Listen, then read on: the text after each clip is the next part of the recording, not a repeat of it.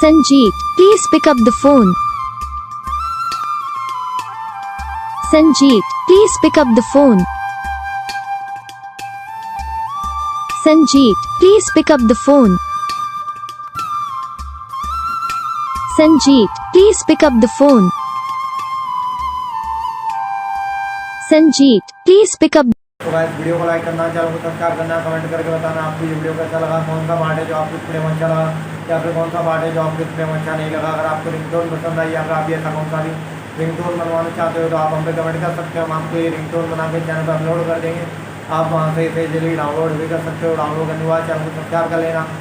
Subscribe करने के बाद जो बेल आइकन आता है इसे ऑल पर सेलेक्ट कर लेना। तो उसका फायदा रहता है कि जब भी हम वीडियो डालते हैं तब आप तक वीडियो पहुँच जाता है। यानी कि अगर मैं सरल भाषा में बताऊँ तो आपको पता चल जाता है कि हाँ भाई वीडियो आ चुका है।